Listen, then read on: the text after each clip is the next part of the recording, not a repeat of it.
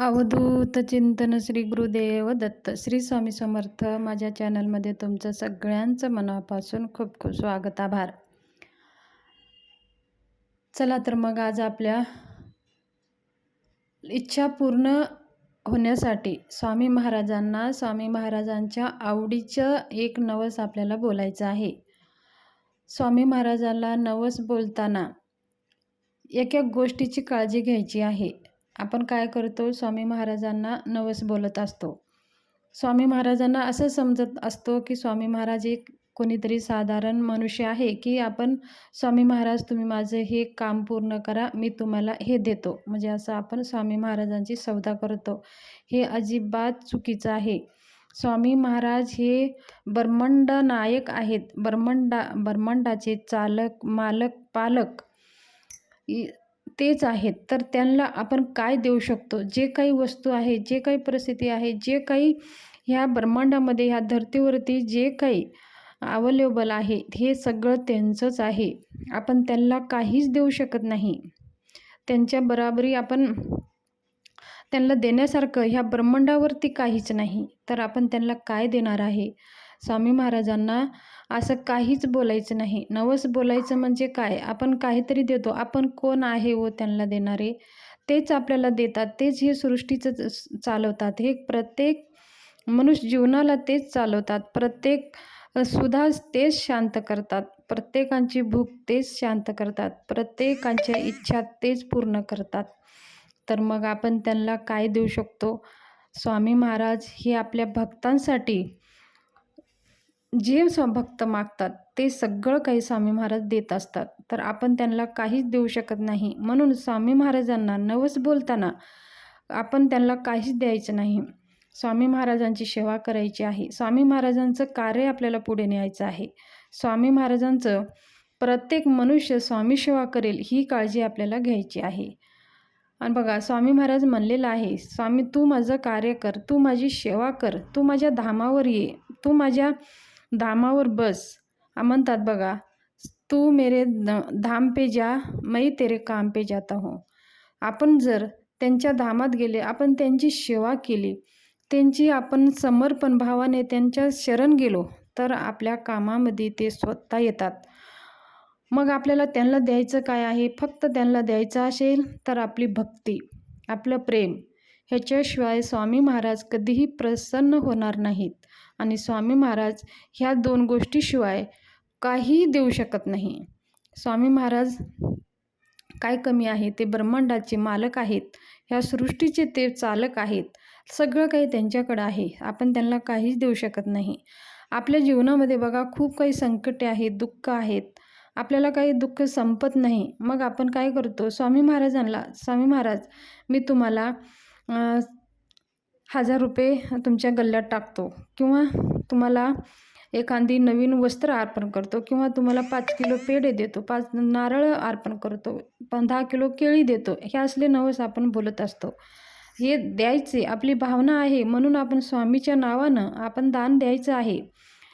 स्वामीच्या नावानं आपण त्यांच्या गल्ल्यात टाकायचं आहे. पण असं नाही की आपण हे देतो म्हणून नवस बोलून आपण स्वामी महाराजाला कधीहीच सांगायचं नाही, स्वामी महाराज माझ्या जीवनामध्ये जे संकट आहे, मला माहिती नाही की माझे जीवनातले संकट कधी दूर होणार आहेत आणि मी कसं ह्या संकटातून पार पाडू. तर तुम्हीच माझे चालक, मालक, पालक आहात. तुम्हीच माझे गुरु आहात. तुम्हीच माझे पिता आहात. तुम्हीच माझे आईवडील आहात. तुम्हीच करता आणि करविता आहात. माझ्या ह्या संकटातून तुम्ही मला बाहेर काढा आणि मला एवढी सद्बुद्धी द्या की मी तुमच्या चरणी वास करू आणि तुमच्या चरणी थोडीशी जागा भेटेल तिथं मी तुमच्या चरणाशी बसू आणि तुमची सेवा करू. सेवा म्हणजे काय? आपल्याला पैसे द्यायचे नाही, फक्त भक्तीनं श्री स्वामी समर्थ ह्या मंत्राचं जप आपल्याला करायचं आहे. श्री स्वामी समर्थ सार अमृत हे दिव्य स्वरूपी ग्रंथाचं दररोज 3 अध्याय वाचायचं आहे. आपल्याला तारक मंत्राचं जप करायचं आहे. यथाशक्ती 11 वेळेस म्हणू शकता किंवा 1 वेळेस म्हणू शकता. त्याचबरोबर स्वामी समर्थांचा माला मंत्र जप करायचा आहे. ही सगळी सेवा आपल्याला स्वामी महाराजाच्या चरणी रुजू करायची आहे. मनाभावाने ह्या सेवा जरी आपण केल्या तरीही स्वामी महाराज प्रसन्न होतात. आपल्या मनामध्ये भावच नसेल, आपल्या स्वामी महाराजाप्रती प्रेमच नसेल, तर आपण सेवा जरी केली तरी स्वामी महाराजापर्यंत पोहोचत नाही. तुम्ही 11 माळा करण्याच्या ऐवजी तुम्ही 1 माळही केली तरीही ते स्वामी महाराजापर्यंत पोहोचत असते. पण समजा तुम्ही 11 माळी केली आणि स्वामी महाराजासमोर तुमचा भावच नाही, तर तुम्ही कितीही सेवा केली तरी स्वामी महाराजांचं कृपा आपल्यावर राहणार नाही आणि आपल्याला प्रचिती अजिबात येणार नाही. तर आपल्याला काय नवस बोलायचं आहे. श्री स्वामी महाराज, तुम्ही माझ्याकडनं सेवा करून घ्या. मला माहिती नाही मी कशी सेवा करणार आणि कोणती सेवा करू, आणि माझी भावना, मला माझ्या आतमधली भावना मला जागृत करा आणि मला तुमची सेवा करायची आहे. माझ्या जीवनातले संकट तुम्ही हारून घ्या आणि मला सेवा करून घ्या. हे नवस बोलायचं आहे. स्वामी महाराज, तुम्ही स्वामी महाराजांना नवस बोला की 108 स्वामी चरित्र पारायणचं करू शकता, किंवा तुम्ही दुर्गा सप्तशतीचे 14 पाठ करू शकता, मल्हारी सप्तशतीचे पाठ करू शकता, 11 पाठ, 14 पाठ, नाहीतर तुम्ही दररोज 11 माळी श्री स्वामी समर्थ जप करू शकता, 11 वेळेस तारक मंत्राचा जप करू शकता. ह्या सगळी सेवा तुम्हाला स्वामी महाराजांना सांगायचं आहे आणि माझ्याकडनं करून घ्या. यथाशक्ती तुम्हाला जे शक्य होईल ते तुम्ही ठरवून स्वामी महाराजांना बोला आणि हे सेवा तुम्हाला जास्तीत जास्त करून घ्या माझ्याकडनं आणि तुम्ही करा. हेच नवस बोला आणि तुमचे काम पूर्ण झाले तर स्वामी महाराजांना तुम्ही त्यांच्या नावानं काही पण देऊ शकता. पण नवस बोलताना मी हे देतो, मी ते देतो असं अजिबात कधीही स्वामी महाराजांना बोलायचं नसतं. स्वामी महाराजांना नवस बोलताना असंच बोलायचं असतं की मी जास्तीत जास्त सेवा करणार आहे आणि तुम्ही माझ्याकडनं सेवा करून घ्या.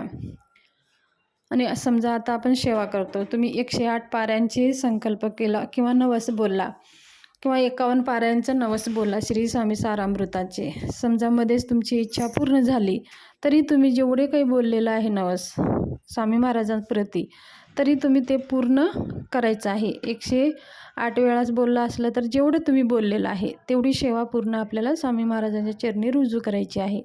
आणि आपली सेवा पूर्ण झाल्यानंतर स्वामी महाराजांना सांगायचं आहे, स्वामी महाराज, तुमच्या कृपेने आज माझी सेवा पूर्ण झाली आणि माझे जे काही कार्य आहे, संकटे आहे ते दूर करा आणि अशीच माझ्याकडनं सेवा करून घेत राहा आणि मला तुमची सेवा करण्याची सद्बुद्धी द्या आणि मी दररोज तुमची सेवा करेन, हीच माझ्या मनामध्ये भावना निर्माण होऊ द्या. ही स्वामी महाराजाला विनंती करायची आहे आणि स्वामी महाराजांची सेवा करायची आहे. आपल्या घरामध्ये स्वामी महाराज फोटो असायला हवा किंवा मूर्ती असायला हवा. दररोज स्वामी महाराजांच्या मूर्तीवर अभिषेक करायचा आहे. मूर्ती असेल तर, फोटो असेल तर फुलहार अर्पण करायचं आहे आणि दररोज स्वामी महाराजांची आरती करायची आहे. जे घरामध्ये आपण अन्न शिजवलेलं आहे त्या अन्नाचंच आपल्याला नैवेद्य दाखवायचं आहे, जे आपण खातो. असं काही नाही महाराजांना दुसरं काही आपल्याला स्पेशल बनवायचं नाही. जे आपण बनवतो तेच महाराजांना नैवेद्य दाखवून सगळ्यांनी ते प्रसाद म्हणून खायचं आहे. तर ही स्वामी सेवेविषयी माहिती तुमच्याशी शेअर करायची होती. माझी माहिती जर आवडली असेल तर चॅनलला सबस्क्राईब, लाईक, शेअर करा. धन्यवाद.